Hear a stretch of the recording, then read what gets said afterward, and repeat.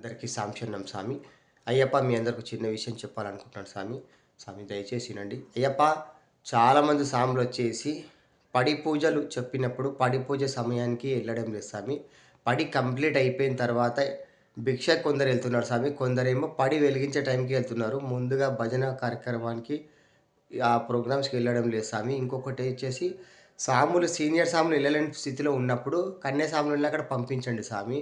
ఇంకొకటయ్యప్ప కన్యసాములు మీరు కూడా గురువుల గురించి ఈ మధ్యలో దుష్ప్రచారాలు చాలా చేస్తున్నారు స్వామి. అలా చేయకండి స్వామి. గురువులు ఏదన్నా మీకు గురు స్వామితోని ఏదైనా ఇబ్బందుంటే సన్నిధానంలో ఎవరితోనో స్వామితోని ఇబ్బందున్నప్పుడు ఆ విషయం గురుస్వామి పట్టించుకోకపోతే మీరు మీ ఇంట్లోకెళ్ళి మీ తల్లిదండ్రులకు చెప్పండి. మీకు మాల ఎవరేయించారో వాళ్ళకి చెప్పండి. బస్తీ పెద్దలు ఎవరో ఒకరుంటారు స్వామి పెద్ద మనుషులు. ఆళ్ళకి చెప్పండి. ఇవి మీ గురుస్వాములు వినకపోతే వేరే గురుస్వాములకన్నా ఇవి చెప్పండి. ఆ గురువులొచ్చారని మీ గురువులకు చెప్తారయ్యప్ప. అంతేగాని గురు నింద చేయొద్దు స్వామి. గురువుల గురించి దుష్ప్రచారాలు చేయకండి. గురువు గురించి అనవసరమైన పబ్లిసిటీ చేయొద్దయ్యప్ప. దయచేసి గుర్తుపెట్టుకోండి స్వామి.